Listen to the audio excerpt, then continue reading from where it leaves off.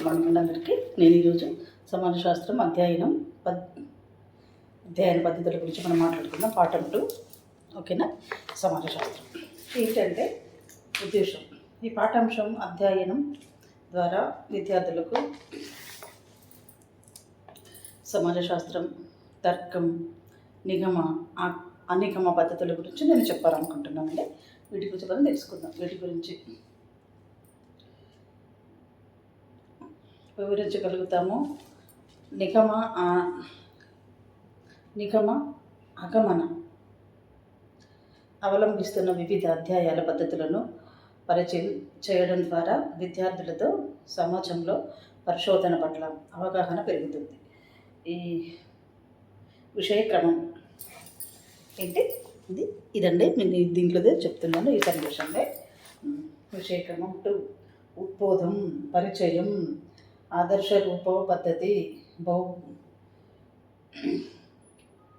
చరిత్రక పద్ధతి, గణాంక పద్ధతి, తులనాత్మక పద్ధతి, వశీకరణ పద్ధతి, తాత్కాలిక పద్ధతి, సాంప్రదాయ తర్కం, నిగమ పద్ధతి, అనిగమ పద్ధతి,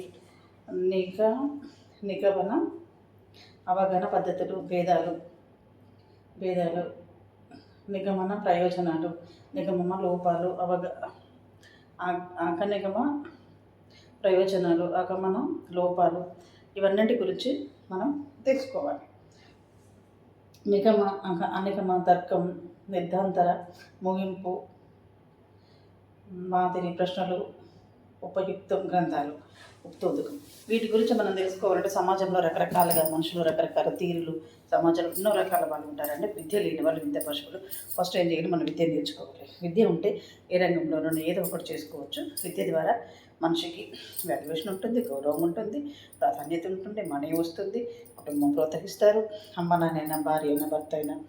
అది ఒక విద్య వల్ల ఒక మనిషికి ఏర్పడే ఒక ఆభరణం. విద్యను కంపల్సరీగా మనం నేర్చుకోవాలి. ఎందుకు అంటే జీవనాధారం కదా విద్య.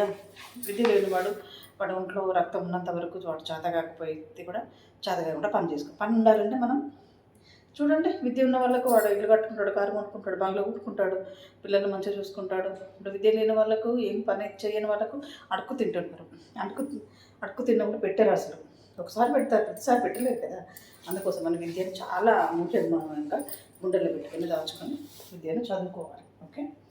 ఏ శాస్త్రానికి అయితే ఎన్ని రకాల అధ్యయన పద్ధతులు ఉంటాయో, శాస్త్రం అంటే అది ప్రకృతి లేదా సాంఘిక శాస్త్రాల్లో ఏదైనా కావచ్చు.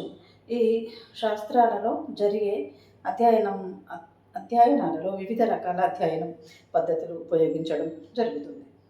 సాంఘిక శాస్త్రం అందులో ముఖ్యంగా సమాజంలో ఉపయోగించే కొన్ని ముఖ్యమైన అధ్యయన పద్ధతులు గురించి తెలుసుకుందాం. సాంఘిక శాస్త్రంలో చాలా ముఖ్యమైన ఏంటి? ప్రజల గురించి, బతకడం ఎలా, కొన్ని సాంఘిక విలువలు అంటే హక్కులు, మనకేమేమి కలిగి ఉన్నాయి, మనం ఎలా ఉండాలి, ఎలా జీవించాలి అంతా కూడా సమాజ శాస్త్రం, సాంఘిక శాస్త్రం దీని గురించి ఉంటుందండి. ఇంతకుముందు మనం సమాజ శాస్త్రాన్ని ఒక శాస్త్రంగా పేర్కొనడం జరిగింది. సమాజ శాస్త్రం సామాజిక వాస్తవాలను సేకరించడంలో, విశ్లేషణ చేయడంలో మరియు ఆ విశ్లేషణ ద్వారా ఒక ముగింపును తీసుకోవడానికి కొన్ని పద్ధతులు వాడతాం. ఈ విధంగా వాడే పద్ధతులపై ఈ శాస్త్రం యొక్క నాణ్యత ఆధారపడి ఉంటుంది. ఈ పద్ధతులను వీలైనంత వరకు పక్షపాత వైఖరి నుండి మరియు వ్యక్తిగత ప్రభావాలకు లోను కాకుండా కొన్ని అధ్యయన పద్ధతులను లభించినప్పుడు మాత్రమే ఈ శాస్త్రం నాణ్యత ఉపయోగపడి పెరుగుతుంది. ఓకేనా?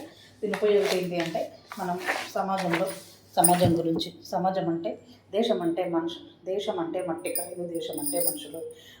అందరూ మనుషులను కలిసి దేశం అంటారు. 10 మందిలోకి వెళ్ళి మనం పని చేసుకోవాలన్నా చేసుకోకపోవాలి, ఇంట్లో ఉన్నట్టు కాదు. 10 మందిలోకి వెళ్ళి పని చేసుకోవాలంటే 10 మంది 10 రకాలుగా బుర్రలు ఆలోచనలు ఉంటాయి. అలాంటి వాళ్ళ దగ్గరికి వెళ్ళి కూడా సభ్యత, సంస్కారాలు, మంచితనం ఉపయోగించి మనం వెళ్ళి పని చేసుకొని మన దారిన మనం రావాలి.